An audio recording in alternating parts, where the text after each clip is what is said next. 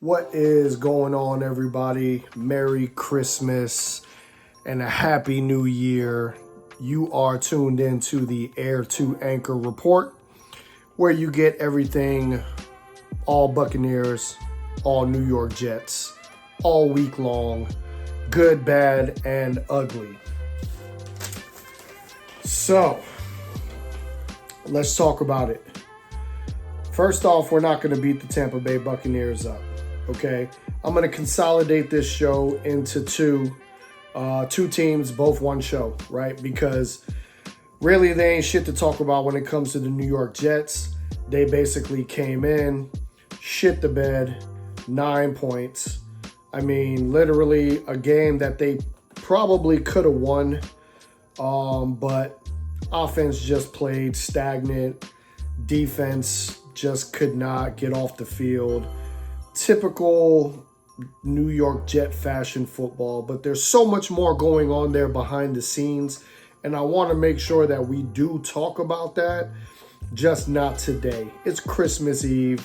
I am not going to my pajama Christmas party worrying about what the New York Jets are doing and how horribly bad they are playing.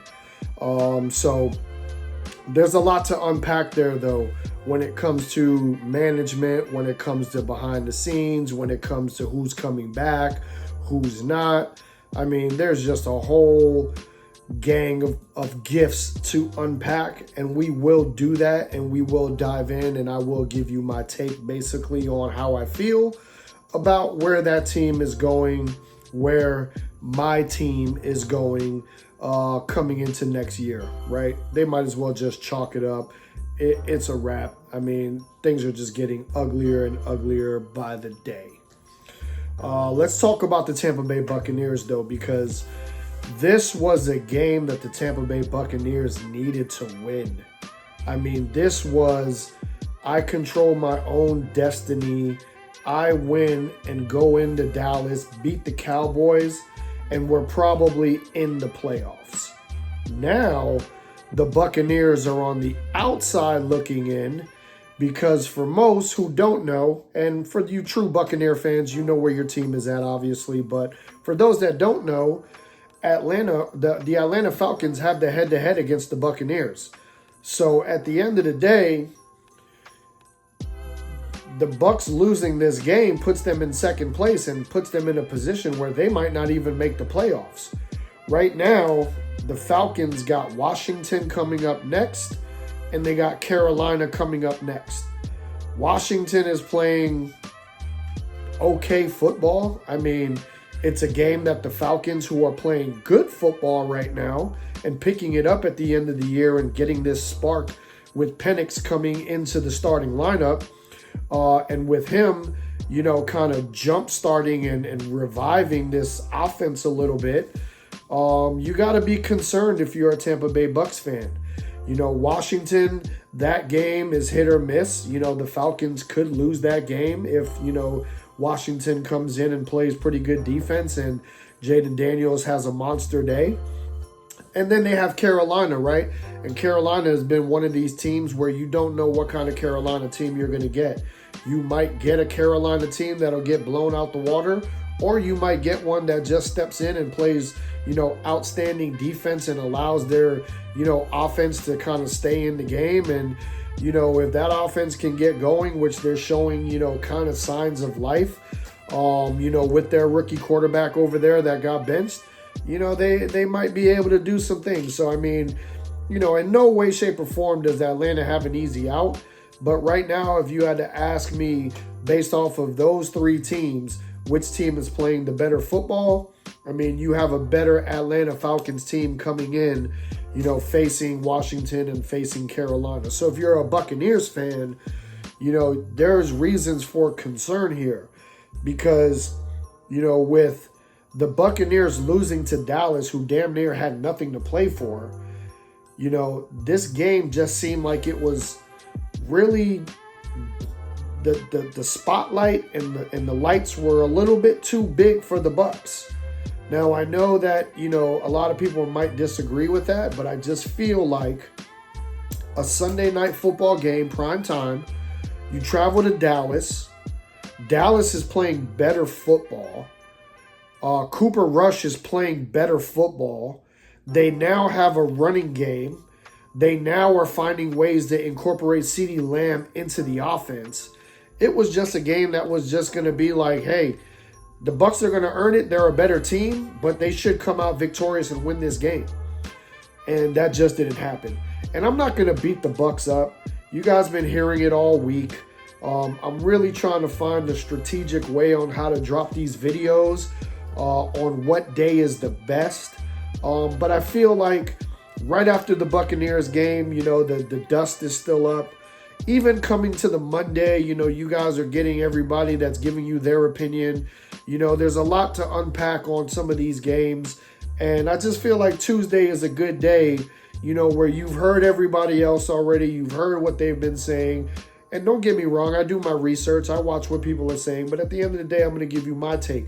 And sometimes I might see things a little bit differently. But now on a Tuesday, you got somebody that you can listen to and just kind of give you their perspective. Whether you agree with it or not, hey, it is what it is. But going back to the Tampa Bay Buccaneers, this was a game that they truly needed to win. I'm not going to beat a dead horse. You guys heard already how terrible the defense played. They didn't show up. Baker Mayfield, didn't have an awful game, but a lot of questionable decisions.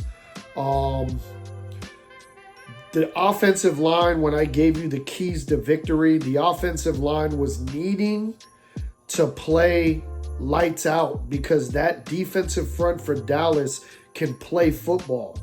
They get after it. Micah Parsons, as you've seen, they basically got him off of Tristan Wirfs, put him on the other side to get the better matchup like I called that they were going to do. And granted, he didn't have like this crazy dominant game, but he did enough. He did enough that there was pressure on the quarterback. There was pressure on Baker, mostly every single drop back. And the Bucs just didn't capitalize. They didn't capitalize on the secondary being a little bit, more vulnerable. And the reason is, and you got to give Dallas credit, is because the defensive line got after it and Baker just didn't really have time. He didn't have time back there to go ahead and pick the secondary apart. So one key thing, and I know, again, you guys probably already heard it, but coming into the playoffs, right, coaching is very, very crucial. This is the reason the Jets are having the issues they're having, right, because they have a great roster, they have great players, but they have no coaching right now. And in the NFL, I think we feel like fans don't give enough credit to how important coaching is and how much that can win you or lose you a game.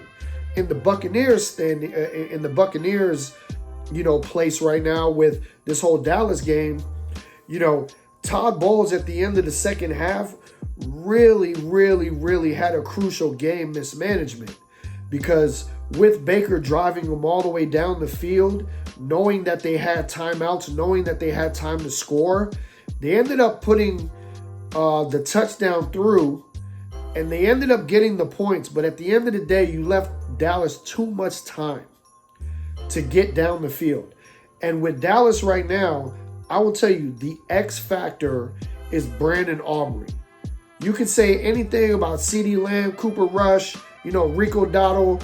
You can say anything about the defensive line. At the end of the day, the X factor is Brandon Aubrey, and he was this game because he made 3 50-plus yard field goals. And the Bucs ended up losing by 2. So, when you give somebody that is that good with that kind of leg, who has been playing really, really good, you give Dallas time. All they got to do is get over the 50-yard line. I mean, you're damn near starting at the 30-yard line nowadays anyways. They get to the 50, they have a field goal kicker that can put it through the uprights, and that's exactly what happened.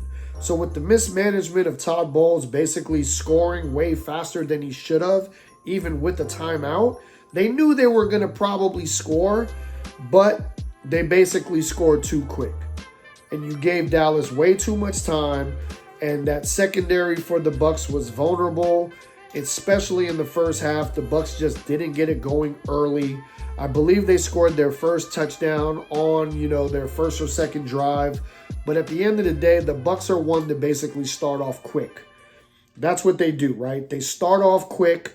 They have a questionable second and third quarter, and then they usually finish the game strong.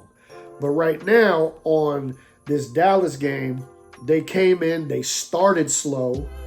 The second quarter stayed slow. They went in, behind in the half. And basically, Dallas just did everything that they needed to do. They basically got the ball out quick. Cooper Rush wasn't pressured, or he wasn't feeling any type of pressure anytime during this game.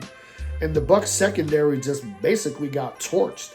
And the reason for that is because the Bucs defensive line just could not get any type of pressure on the quarterback. Now, granted, I told you my keys to the game on the Bucs winning was they had to stop Rico Dotto. They did that. They stopped Rico Dotto. But at the end of the day, the secondary had an awful time with tackling.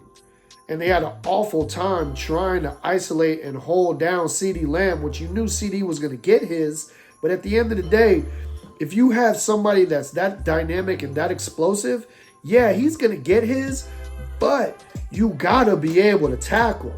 And if you can't tackle, they're going to get more yards after the catch. And basically, that's just where the Bucs fell short. No pressure on the defensive line. Cooper Rush had all day to do the Macarena back there and basically just find everything that he wanted. I mean, I can't even count. And I was so disgusted that I basically just took the game, the game film, looked at the 22 a little bit, and basically just said, this is a wrap. Rico Dowdell is not a factor. The Buccaneers basically got to play better defense on the back, on the secondary, and they just lack to do that. So Cooper Rush picked them apart. CeeDee had a great day, and the Bucs front on the defensive line couldn't get to Cooper Rush, which just allowed him to do whatever he wanted to do. And, on the flip side of that, I told you guys the Buccaneers offense needed to play lights out offensive. They needed to play and hold up a great offensive line. And at the end of the day, they didn't do that, right? Baker, was scrambling a lot. He had to make a lot of, plays with his feet. He had to get out the pocket, and basically that's just credit to the Dallas defense, just playing better defense than you're normally used to seeing them playing. But at the end of the day, the Bucs should have known that Dallas was coming in and they weren't playing bad football. So this wasn't going to be just a walkthrough. They had to play a good, they had to have a good game plan together, and they just fell short of that. The Bucs climbed back in it. Second half, they looked a lot better, right? And, they connected a lot on, a couple of, pretty key, pass plays. But it just wasn't enough. And, you don't want to see Baker turn the ball over. You don't want to see fumbles. I know that, that one, play coming out of, I think, into the fourth quarter when Baker got the ball back, they were going to drive. And I think he basically got tackled, spun down, sacked, loses the ball.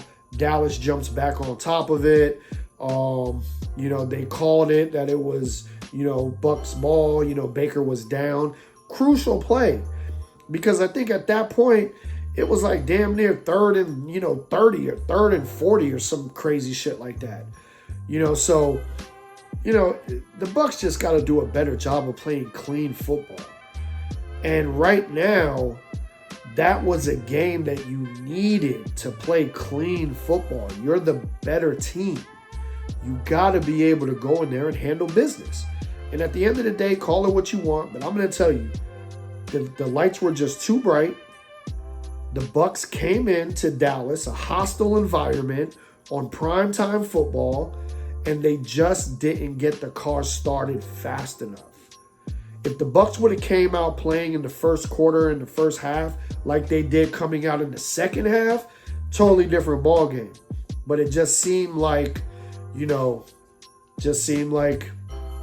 just couldn't get it going. So, right now, You got the Falcons, who are controlling their own destiny. They win out. They beat Washington. They beat Carolina. They're in the playoffs. Bucs are out.